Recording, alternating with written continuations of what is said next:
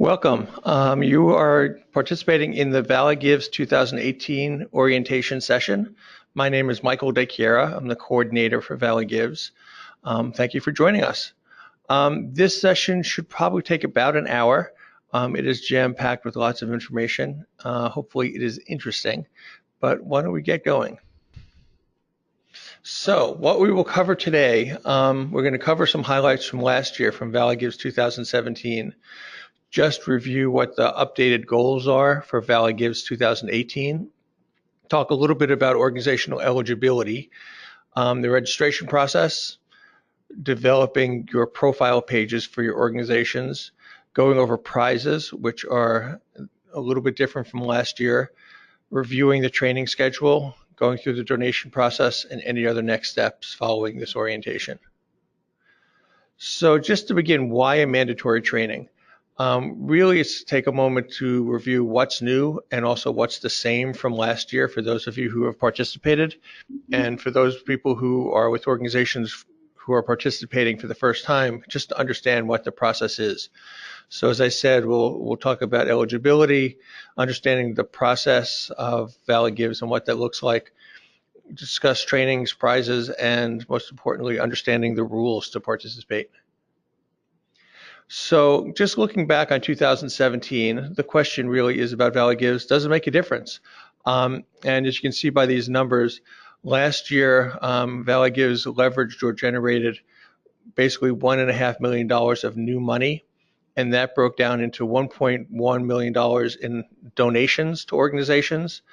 There was $54,000 that was raised by donors who covered the processing fees, which is the credit card fees and the Kimbia platform fees, and then matching grants that were generated offline. So the challenge grants that then people donated against.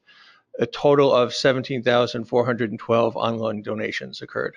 So clearly ValleyGives has an impact and really is helping nonprofits up and down the valley.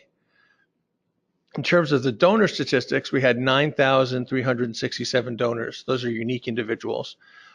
2,811 identified as being new. This is important, as many of you know, because it really is a pipeline of bringing in new people who you can build relationships with and who can learn to understand why the work you're doing is so important. 27.5% of the donors from last year were under 40, also important in terms of bringing in new people. And then you see the breakdown by gender. Historically, it has always been the majority of people who are women who participate in ValleyGives. The average donation amount was $61, and for donations over 1,000, there was 104. I point this out because looking at the numbers over the course of years, ValleyGives really is a low dollar event. It's not a large donation, although, you know, if you can get large donations, but this tends to be trying to get more people with modest donations engaged. And it's helpful to think about it in that way as you build your outreach strategy. So where did the donations come from? Last year, we got 100%, 69 of the 69 towns and cities in the Pioneer Valley participated. There were an additional 200 Massachusetts cities and towns outside the Pioneer Valley who participated. So 70% of the entire state had a donation coming from a town or city. There were also 28 states, including Washington, D.C., Puerto Rico, and overseas military bases, and 13 countries. So one thing to think about for people who are new to ValleyGives is this is an opportunity to really work in developing networks beyond just the Pioneer Valley. Friends, grandparents, people who have experienced your services and moved away, etc. It truly is a global event. Participating organizations, the breakdown locally, there was 407 nonprofit organizations or equivalents that participated.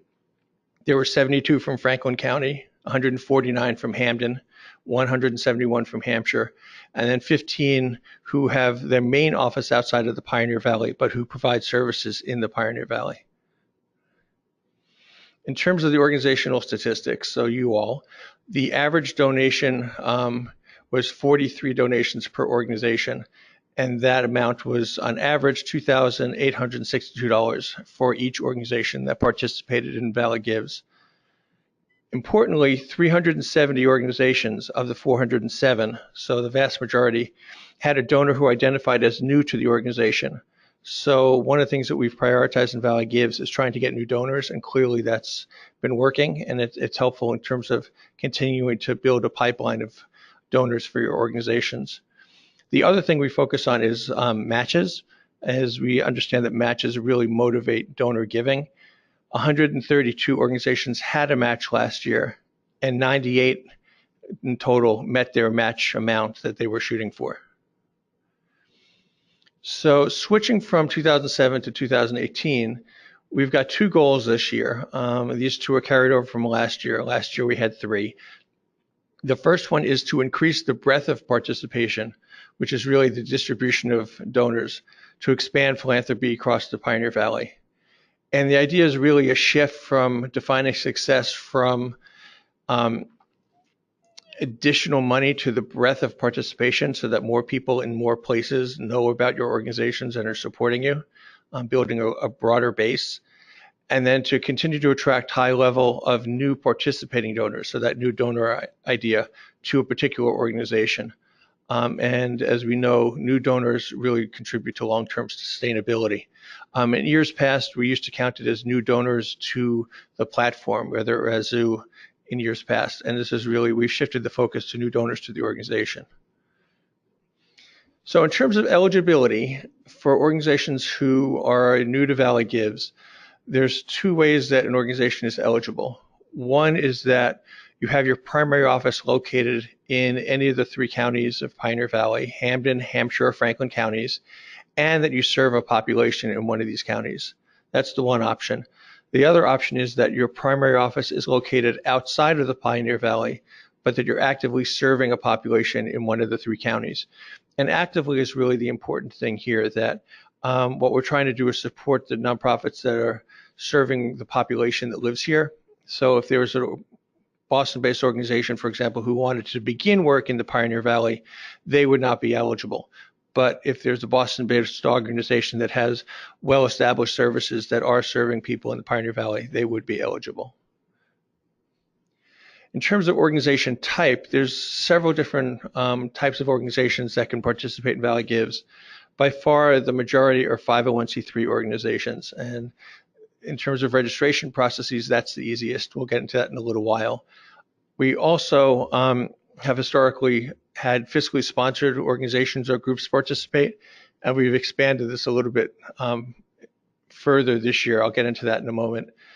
Also, if organizations or projects or chapters of a larger umbrella organization, 501c3, so if you're a freestanding program, but that you're part of a larger organization, you can participate as your project.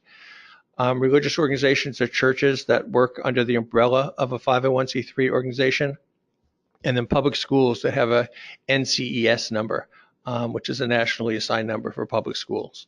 So those are the different types of organizations that can participate. In terms of the fiscally sponsored, as I was just mentioning, it used to be that organizations that were fiscally sponsored had to have their sponsoring organization provide certain types of documentation, one of which was audited or reviewed financial documents. And what we've discovered is that for some smaller organizations that are doing the sponsoring, they might not have that ability to have audited or reviewed financials. So what we've allowed this year is for organizations who are fiscally sponsored and can't meet that level of documentation to partially participate, meaning that they can provide, their sponsoring organizations can provide compiled financials or a 990, as well as a balance sheet and a profit and loss statement. You'll see it says fully participate and partially participate. Organizations that can provide the audited and financials from their fiscally sponsoring organization can receive both donations from donors and prizes from the community foundation. For organizations that are just partially participating, where they meet the lower bar of documentation, they will receive only donations from donors, but they won't be eligible for prizes. The reason is that prizes in the back end are really grants from the community foundation, and the foundation is required to have that higher level of documentation to create a grant for an organization. But we're very excited about this because it really opens things up to smaller organizations that are fiscally sponsored in many ways. So this is a nice development. In terms of Kimbia, this is our second year of using Kimbia. It is the vendor that runs the Valley Gives website, the one that donors go to and actually do the donation transactions. As part of Kimbia, each organization, as we'll discuss later, gets its own page to receive public donations and to engage donors. And Kimbia is the vehicle through which the donations are accepted and processed. The one thing that Kimbia does not do is they do not provide customer support. That really will be going through the Community Foundation as we did last year. And leading up to Valley Gives Day and then during, whether it's email or phone, we are here to serve and answer your questions as best we can. So things to consider before registering. For those of you who have been through the registration process, this is a reminder. For those who are new to it, hopefully it is helpful. Figuring out what type of organization you are. Our experience is that if there's confusion, it tends to be here in this question. And if you're confused, you can always call us or email us to get some guidance. If you're a 501c3, it's pretty straightforward. But we've learned that if you're fiscally sponsored or if you're a church working under a 501c3, for example, it's not always clear what type of organization you are. For all organizations, the question is who will be your contact? There should be one contact for Valley Gives or at least one email address, and you'll have to figure out what that is. If your organization participated in Valley Gives last year, the question would be, is the contact from last year still around? Is the email still good? You can change the email this year if it doesn't work, but it's one of those things just to think about before you start the registration process. If the person who was coordinating it all last year is no longer around, it's a conversation to be had. In terms of documentation, some of the things, this is all also on our website, and you can download this presentation as a PDF. But the documentation you would want to have is for 501c3 organizations, your GuideStar profile, which is at guidestar.org, and they're receptacle for all nonprofits in the country. So every organization should have a profile, which is basically a URL. If for some reason you don't have access to that, you can upload a determination letter. But basically that's to prove that you've got 501c3 status. For fiscally sponsored organizations, there's more paperwork, but just briefly to go through that list here, you would need, the Community Foundation has a fiscal sponsor certification form that every organization that's participating as a fiscally sponsored group will need to fill out, and that's available on the Community Foundation website. So you would download that, fill it out, and then scan it and send it back, and then upload it. You need documentation of board approval from the sponsoring organization. So we need to know that the organization that's doing the sponsoring has approved the fiscal sponsor relationship, and it should be for the time period that includes this Valley Gives or for the activity of this Valley Gives 2018. For organizations that are fully participating, we would also need audited or reviewed financials of the sponsoring organization. For the organizations that are participating partially, we would need compiled financials or a 990 form, and then we would also need a balance sheet and a profit and loss statement. For religious organizations that are operating under a larger church's 501c3 status, we would need the 4-digit exempt number, a statement of authority or an equivalent that basically provides authority to the smaller organization, and some documentation linking the parent organization to the participating organization. And then for public schools, it looks like on my copy here, it's a little cut off, but the NCES number that the public school would have. And there's a website, if you Google it, NCES, you'll get to it. If you can look up your number, that's sufficient. And that basically documents that you're a public school. So some changes to point out in terms of the 2008 registration, and I would say we've learned a little. Last year was our first time using Kimbia, and this year should be a little bit easier. There are 2 field names for organizations. One is the legal field name, and the other one is what the public recognizes you as, or it's commonly known as.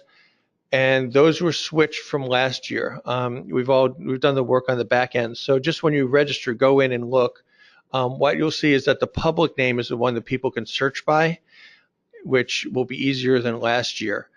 So if your name is the one that comes to mind at first is CISA, people know CISA, they don't know community involved in sustaining agriculture. So you just want to give some thought as to what your commonly known public name is. Your legal name will be found in your determination letter or on the guide star. In terms of videos, one of the changes people had a challenge with last year was there was an embed code that YouTube provides. We don't need that embed code anymore. All that we need is the URL, which is also available at the YouTube site where your video is hosted. And unlike last year, videos can run all day on Valley Gives Day. So you can post it and promote your videos before Valley Gives Day and all through the day. The organization budget size, you just need to put in your budget amount, and then the foundation along with Kimby will do the calculations. What we have had is a breakout of small, medium, and large size budget organizations. And once we get everyone registered, we'll be able to calculate that. So for that field, it really is just putting in your budget size, and that was the budget that would be reflected in your most recent 990. That's what we're looking for there. The Valley Gives contact would be, last year it was both the first name and last name. Now it's just one field. So that'll be something that even if it's the same person from last year, you'll have to re-enter it. Should not be too hard, but I wanted to point that out. And then this last bit is just important. There's a field for our story, which is the place where you would be telling your compelling information to donors, why the work you do is so important, or whatever background information about the organization you'd like donors to know. Last year, that was not a formatted field, which created some problems. This year, sometime in the middle of January, Kimby will be updating all of its text fields, meaning that there'll be some basic formatting buttons similar to Word, where you can bold and underline and create paragraphs, etc. So what we're asking people to do is, as part of registration, just don't fill out your our story until that's done. If the field for your mission is not completed, you can also leave that out as well. And we will send out to everybody who's registered an email saying the text fields have been updated from Kimbia when that occurs, so that you will know. So moving to the profile page and registration. Today is January 4th, so registration opened this morning. And the link for registering can be found at this URL, communityfoundation.org/ValleyGives. The one thing I wanted to point out, there's also a PDF that's available. So if you want to either share the PDF with other people, so for example, if you're registering but you don't know the financial information, this might be a helpful tool. You can download it and then you just hand it to someone or email, but it'll give you all the information that we're asking for in the registration process. You can start the registration process and save it at any time, which I'll go into in a minute. So the steps for registering, this is a little bit different from last year. As I said, last year was the first year we used Kimbia. So there's many of the organizations, the 407 who participated last year, are already partially in the system. So what we want to do is when you click on that link that I just spoke about, you'll be sent to this page where it's a profile lookup, and you'll see where the green arrow goes, there's a search bar. What we are asking organizations to do is search preferably by EIN number, since that's unique, but you can also search by organization name or the contact email. And the idea here is that we want to avoid duplication of records. So if you can find your organization, it'll pop up after you do the search and find, and you just click into your organizational record. Records from last year have been cleaned out of some of the information, but the organization name, contact email, etc. are still there, so you can see it and edit if need be. If you're new to Valley Gives and have not found yourself in the search, there's a link that you'll see on the profile page where you can just go to a new registration field and start fresh. And again, we just encourage everybody to search by EIN to make sure that we're not creating duplicates. We've already found 8 from last year that somehow got through. The cleaner the system is, the better for everybody. So at the end of the registration process, there's 2 agreements that we're asking that were there last year. One is from Kimbia, which is basically understanding how Kimbia works. The second one is from the Community Foundation. And really it's about just agreeing to the fact that to the best of your ability, you'll provide accurate information about your organization, and you'll encourage your donors to provide accurate information about themselves. This is important because there's prizes that are based on it, and we're really counting on the honor system. And secondarily, that we're asking people to, there's a competitive component of this, although we want all the nonprofits to benefit when you're competing for prizes, et cetera. That it's with a sense of fairness and good intent, and that we're trying to raise all the boats in the valley. And unfortunately, just reserving the right at the end there that the Community Foundation reserves the right to withhold or retract prizes if for some reason we determine that either the information was inaccurate or the sense of competition was just not what it should be. So that's the end of the registration form. Finally, I think in terms of registration, there are 4 stages that organizations go through. And in all truth, we're not sure if you actually see this or not. We're waiting to find out, but I wanted to point it out because it's helpful. So incomplete, you'll see when you go through the registration process that some fields are marked with an asterisk, and that means they're required by the system, by the computer system. So for example, contact name is required. So if you start your registration form and save it, your status would be incomplete because you didn't complete all the required fields that have the asterisk. Now, what's important is that even if you complete all the asterisks, there's still additional information on the registration form that's not technically required with an asterisk, but it's required by the Community Foundation. So there are a lot of, as we talked about, documents that have to get uploaded. Because all organizations have their own particular situation, we can't require those fields, but in terms of having an asterisk, but we do require them in terms of the process. So although it's a little confusing, you should know that even if you're complete, you may not have all your required documentation uploaded to us.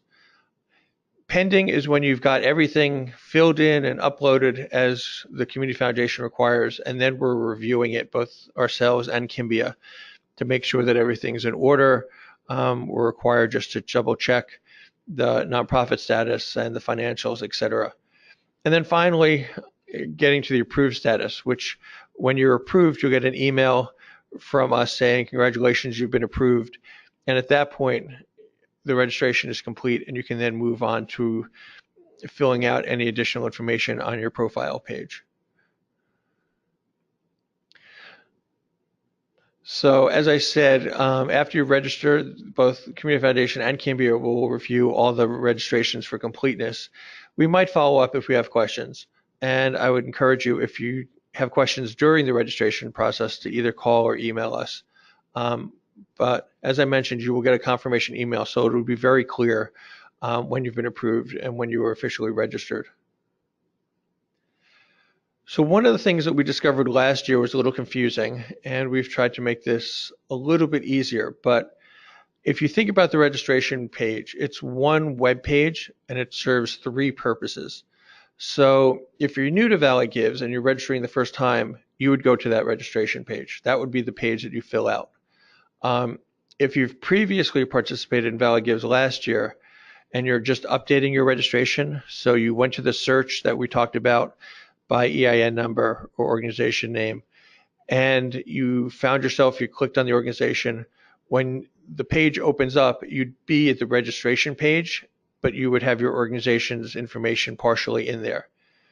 And then finally, in either of those cases, once you've completed the registration process, and you're going to put in pictures or update your logo or change the compelling information about your organization, you'll be doing that on the same page. So the information is basically the holding place for what the public will see. So for example, your organization name, you'll put that in here as part of your registration. It'll show up on your profile page on the web, but this is the back end of where all the information is kept for your organization. So in short, same page, 3 purposes. If you get there, don't be confused, you're at the right place. So the public profile page, This is the web page. It has its own unique URL, meaning web address, that you can send donors to before or during Valley Gives, either in emails. You can add it to your website. You can put it in social media. You're able to add up to 3 images, 1 video, and as we talked about, that can run on Valley Gives Day. It'll have a built-in link to GuideStar. So if people want some additional information about your organization, whether it's looking at your 990s or whatever GuideStar can provide based on what you uploaded, it'll be there. And then as we talked about, it is a field for telling your compelling story. And again, just a reminder to hold off on doing the story until probably the second half of January.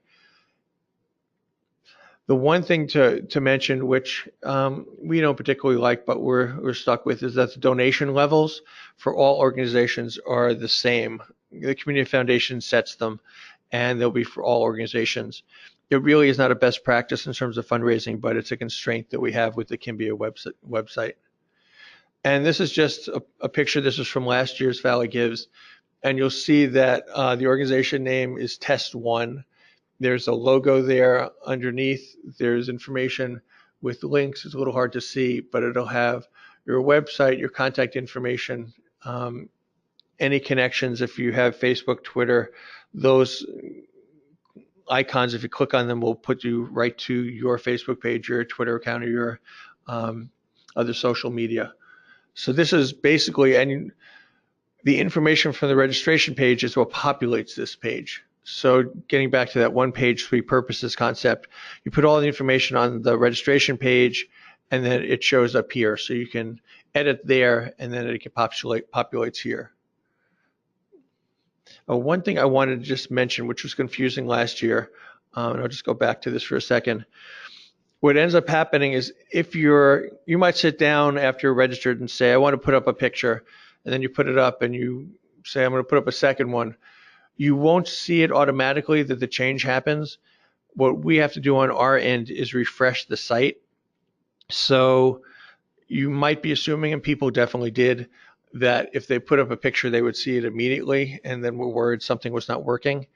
We will be trying to update the site at least once a day. As we get closer to Valley Gives, we were doing it multiple times a day.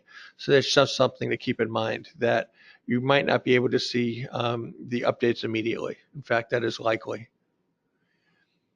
So moving to trainings, one of the things that has been baked in with Valley Gives since the beginning is adding trainings and workshops for nonprofits, so that not only we're providing a platform and an opportunity for fundraising, but we're helping organizations get some additional information and tools to be more successful.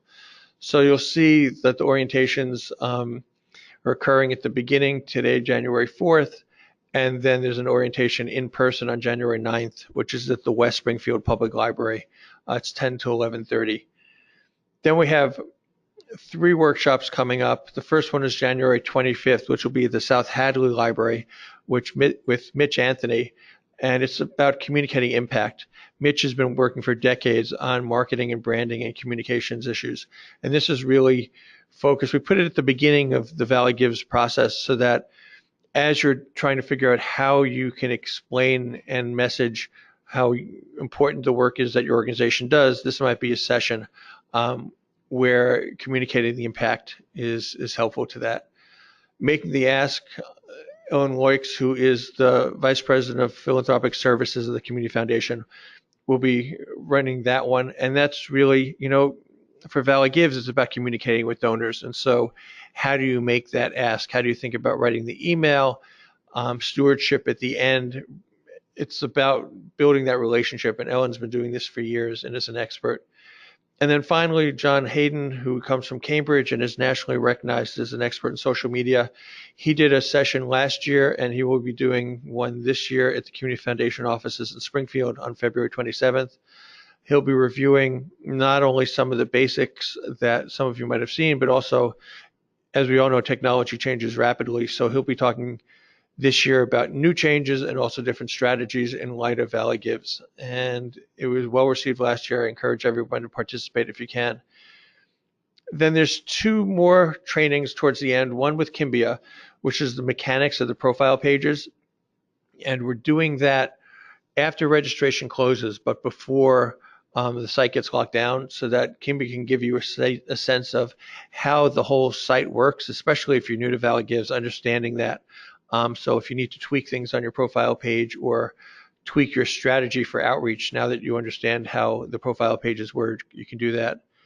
And then lastly, on April 12th, Kimbia and myself will be doing a webinar about the mechanics of prizes and donations so that people are very clear about how the donation process works. Last year it was a little confusing, and also just to go over the prizes because there's different kind of prizes. So speaking of donations, the donations, this is a very basic version. We'll go into more in the webinar, of course. But donations are made through Valley Gives. They go to the K Foundation, which is the Kimbia Foundation. And they actually don't come to the Community Foundation at all. They go directly to Kimbia. The donations are then designated to the organizations participating, so you guys, and they're tax deductible and irrevocable. So they will not be refunded.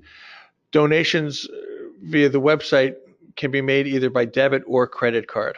So one thing that we've emphasized in the past is that Valley Gives really is about growing philanthropy in the Valley in any way. So I want to make clear that if someone walks into your offices with a check, we totally support that and encourage that. There's organizations who make more money in checks on Valley Gives Day than they do in online transactions. Ultimately, that's a good thing because it's benefiting the organization. But in terms of what can get counted and credited, especially towards prizes, it can only be the online donations. The other thing, if you wanted to encourage, like we did last year, events, if people want to do a volunteer event to get people engaged, using Valley Gives is a great opportunity and focal point. Getting back to the donations, the minimum donation is $10, and there is no maximum donation. So a couple of donation facts. We're going to have advance giving this year like we did last year. It'll start April 26th, so a few days before. The charge will be processed at the time of donation. So if someone donates on April 26th, they'll see that donation on their credit card account at that point, but they will not count towards time-based prizes. So if we have a prize that says, donations accepted between 11 and 12 on Valley Gives Day, obviously those would not be counted because they were made in advance. In terms of processing fees, the fees are the same as last year. So it's 3% for credit card processing, which is an industry norm pretty much. And then Kimbia charges 2.9% to build and maintain all the infrastructure that we're using on the platform. As we've done the last 2 years, donors can choose to pay the processing fees when they donate. So if they give you $10, you can get the full $10 as opposed to having the 5.99% taken out. And as I mentioned earlier, last year, $53,000 was raised just by people paying for the fees. So it's a great thing. There's really no downside. Many people do it. We've increasingly made it clear to donors so they know what they're doing when they're doing it. But if they want to help you, this is another little way of helping you by giving you the full amount they're donating. We've also last year had the ability to have on the donation form where people can designate either in honor of, in memory of, or in behalf of.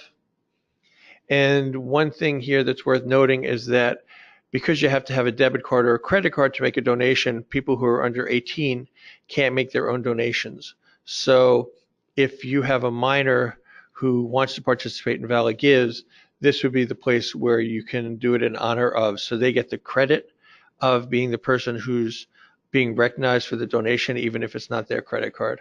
The organization can recognize them.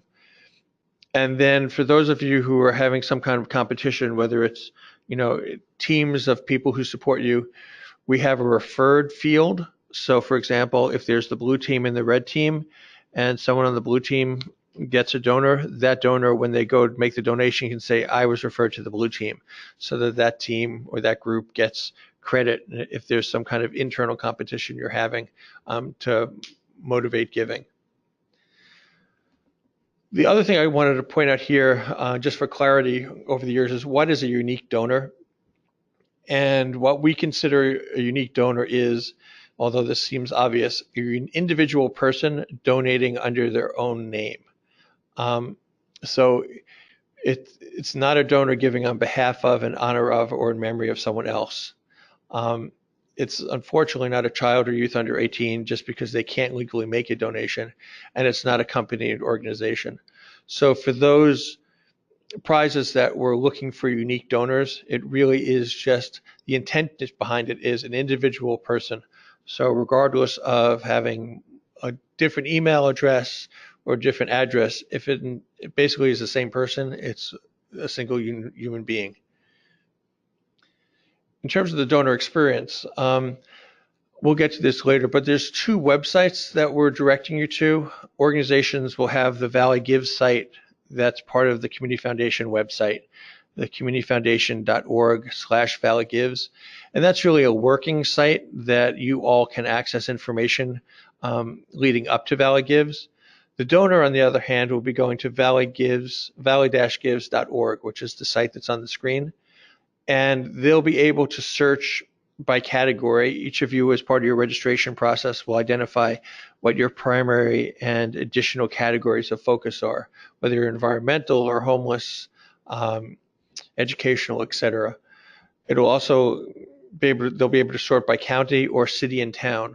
So in a world where giving local is really important, people can find an organization in Hampden or Franklin or Hampshire County or the town or city that you're located in. And then, as we talked about in the profile page, each organization will have its own distinct URL that can be shared. So you can send out an email to your donors saying, visit us at, and give your URL. So people can either browse or they can go directly to your page. Single donations can be made from the organization's page. So if we go to organization A, on their page, a donor can make a donation right there.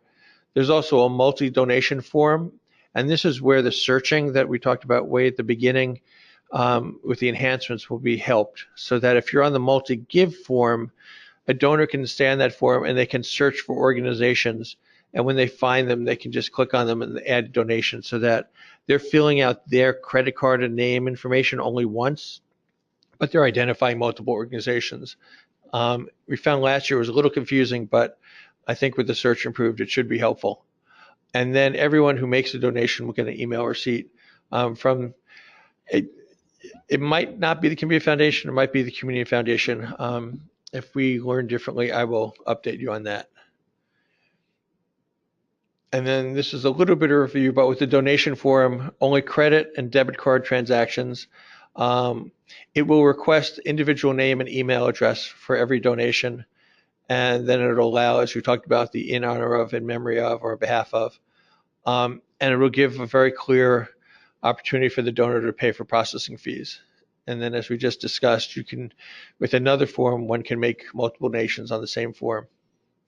The thing to underline on the bottom of the screen is if a donor leaves the donation form, the data that they entered will be lost. So that's unfortunate, but just something to let people know that if in the middle of making a donation they want to browse for something or look back at something, as soon as they lose that page, they're going to lose the data. In terms of how the money flows on the back end, donations made to the Community Foundation via Kimbia Foundation.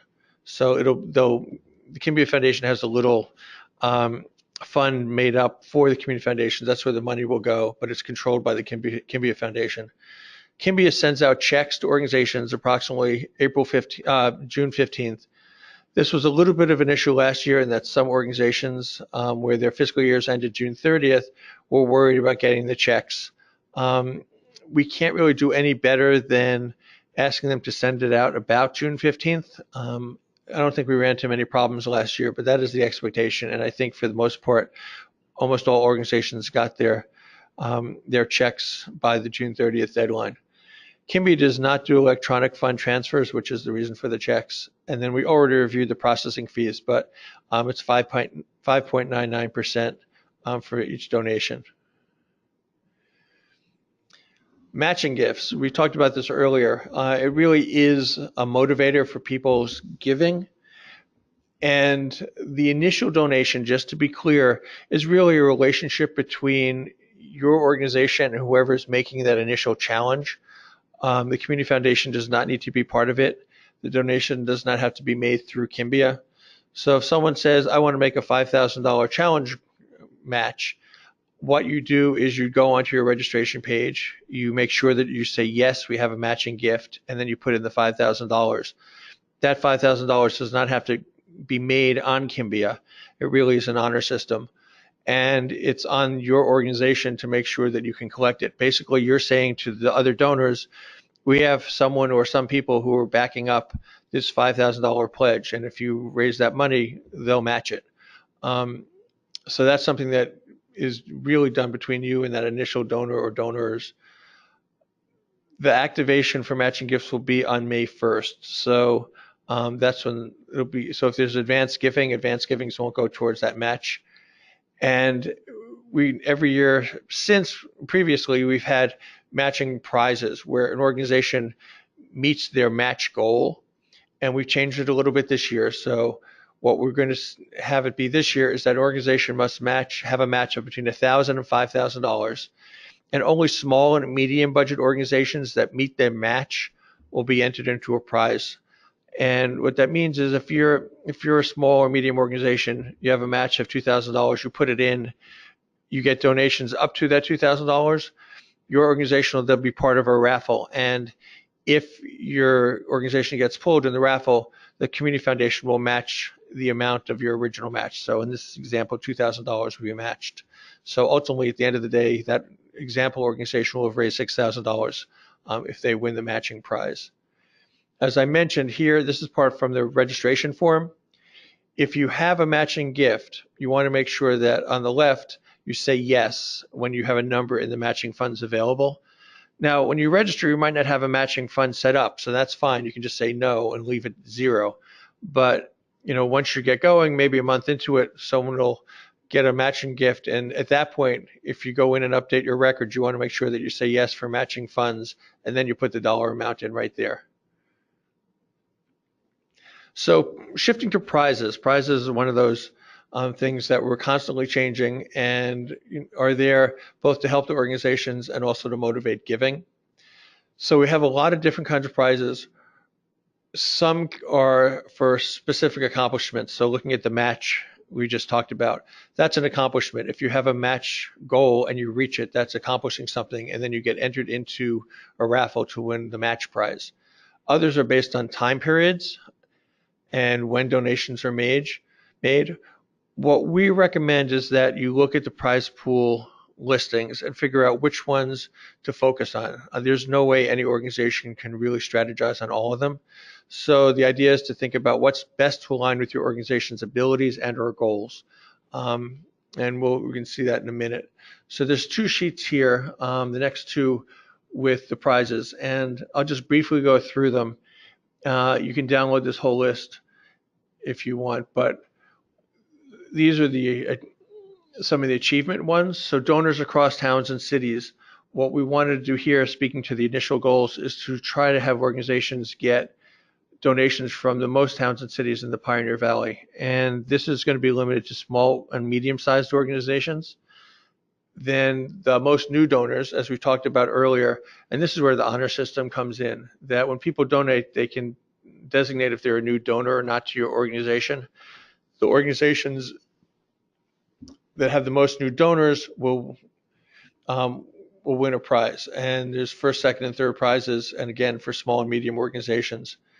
For new organizations that have not participated in Valley Gives, we're going to have a similar prize, but since it's not new donors, it's just the most unique donors that your organizations will have acquired in your first Valley Gives. And again, it's open to small and medium-sized organizations with first, second, and third prize being awarded. Donors by decade, we did this last year. The idea here is really to spread the age brackets of donors, with the idea being that we want people to figure out how to get to younger donors. So if you think about the decades being 20s, 30s, 40s, 50s, 60s, 70s, 80s, that organizations, in order to be entered into a pool, there'll be one prize for small organizations and one prize for medium organizations. In order to be entered into the pool, you have to have a donor from at least 4 of those decades. and you need one donor from each of the under 40 categories. So you need a donor from your 20s and 30s, and then you'd be eligible into the raffle. And then, as we discussed earlier, the match prize raffle, where if you are a small or medium organization and you meet your match goal, which is between $1,000 and $5,000, you'll be entered into a random raffle, and then if selected, the community foundation will match your match amount. I don't want to spend too much time in here. This is more straightforward, but these are all prizes around times, and they're a little different in the sense that last year and years prior, it was when donations were received. There was golden tickets and power hours, and these are a little bit more nuanced. For example, if you look at the 10-minute rush, all $25 or greater donations received in a 10-minute period between 10:30 and 10:40 a.m. will be entered into a raffle for a prize. One prize, any organization, $5,000. So if you want to motivate people to make a donation, doing it between 10:30 and 10:40 a.m. on Valley Gives Day would be not a bad idea. Similar kind of thing would be the lunchtime donations, where any organizations, this is the line right below, organizations that get 10 more donations between 12 o'clock and 2 o'clock on Valley Gives Day will be entered into a prize, and the selected donation will add $5,000 for that organization. So we've tried to do it a little bit differently from last year. I would just encourage you to look at this, and if you have questions, email us. Related to donations, either during Valley Gives Day or especially after, every organization can get a detailed spreadsheet of their donations. I think some organizations were aware of this and others were not last year. So when you log into Valley Gives after you're registered, you will see there's on the left-hand side, there's something that says links, and there's donation links. There'll be more information on the website about how to find that, but what I wanted to just point out is that anytime during the day, if you're trying to figure out how are we doing and where are our donors coming from, you'll see on the right-hand side, I blocked out the first name, last night email address here, but you'll have all that detailed information live as it's happening. And then definitely afterwards, if you want to thank people and then take their information so you can steward them later. We also want to continue to encourage organizations to host the Valley Gives event. There'll be more information rolling out about this, but like as in years past, what we've ended up doing is listing Valley Gives events on the website, and we shared this with the media. I know the press has been wanting to go out in years past to visit with people, and this is a great way to make yourself known. We're encouraging people to do an event either on Valley Gives Day or before as a way of building interest and awareness. So something to think about. Last year we had shirts and other materials that we can provide, and we'll probably be doing something similar. So we're just about at the end here. So next steps. Registration opens today. You can look on the Valley Gives website, email, Facebook group, which I did not talk about, but I'll mention in a moment. Definitely register, begin customizing your profile page, consider attending your trainings, and then start planning. And then lastly, is how to contact us. And there's a couple so the website, as I pointed out for you all, so organizations, sort of the working man's website is communityfoundation.org/ValleyGives. And that's where we have a lot of supportive information, instructions. If you forget how to log in, that's where that would be.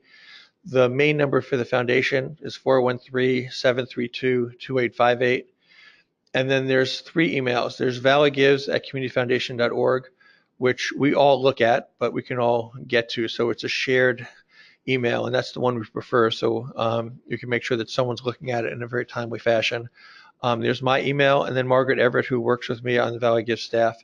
And then the last slide, I just want to underscore, because I was talking about different websites. This is really important, and then we'll sign off. This is the last slide. So for organizations, there's the communityfoundation.org/ValleyGives, and that's where we have information on prizes and trainings and rules, the link to the registration. You can get to that either from the Community Foundation homepage, there's a link, or you can just go to this URL directly. But for all of you who are doing Valley Gives, that's the place where I would suggest you'll be going to find stuff out. In contrast, the For Donors, which is the ValleyGives.org, valley-gives.org, that's the donor page. That really is active immediately before Valley Gives Day and during Valley Gives Day. That's the website that donors see and make donor transactions. That's where your information and your profile pages are going to live. So two different websites with very different purposes. So as you're setting up and trying to understand things, you want to be going to the communityfoundation.org/ValleyGives site. But if you're pushing donors to see about your organization, and definitely on Valley Gives, all the activity will be on ValleyGives.org site. And I think with that, we are wrapping up. So I would just encourage you to look for emails. As you register, we'll be sending out emails throughout the coming months. And go to the Community Foundation website for information. It's constantly changing and being uploaded. And I appreciate you taking the time and listening. And hopefully you'll have a good Valley Gives.